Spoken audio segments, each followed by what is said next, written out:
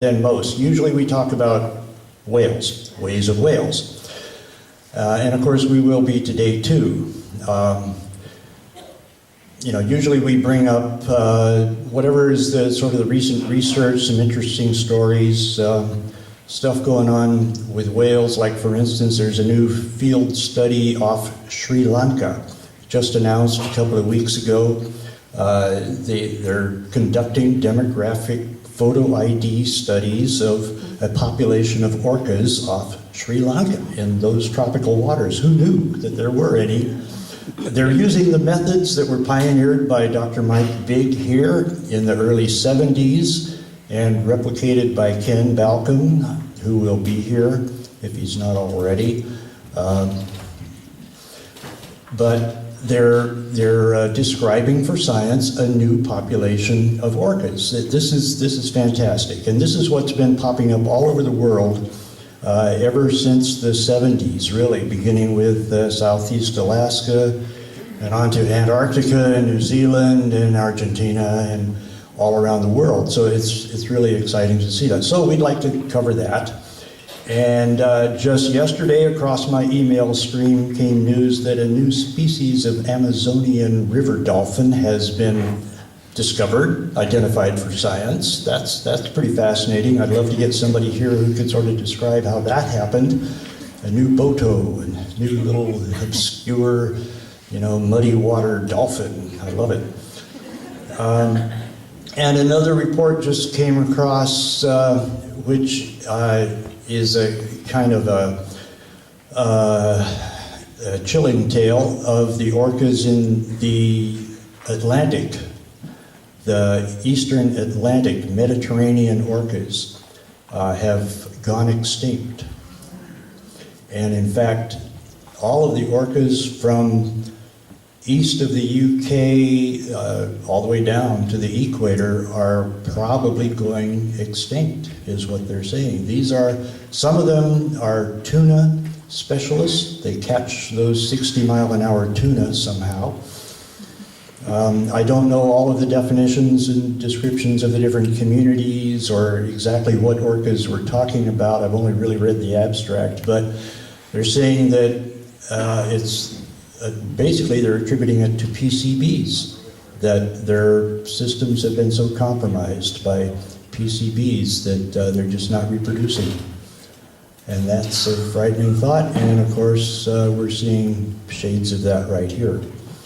So, there's a lot of really important news to talk about out there. But today we're going to talk mainly about salmon, about orcas' dependence on salmon, because that just is kind of distilled down since really before the listing in 2005 under the ESA, but more so since, that they depend on salmon, and not just any salmon, but Chinook salmon are crucial. They just won't survive if they don't get sufficient supplies of Chinook. And that was illustrated very plainly for everybody this past summer. What a weird summer it was. I don't have all the numbers, and I'm imprecise about it, but there were long gaps when there were no orcas, or only a few. There were weird fragments, J-pod for virtually the first time, but for the first time for a prolonged time, split up, Group A and Group B. And for part of the time, we had only part of J-pod. They've always been the most cohesive, bonded pod of them all, and yet they split up. We had this weird little subgroup of 3 L-pod whales, the L-22s, were off Eagle Cove and False Bay for a week or so more at a time with no other whales, and what are they doing there? And then a little later on, this group of 5, the L-54s, popped up and were sort of, one little subgroup that hovered around. So even when, reports are we had L-pod or we had J-pod, maybe we had some of them, but we didn't have all of them, like most summers have. For really all of, May through August, there was just a scarcity, very few. There were lots of transients and lots of humpbacks, an influx of humpback whales, so the whale watch boats had plenty to look at, but in the back of everybody's head is, where are the residents?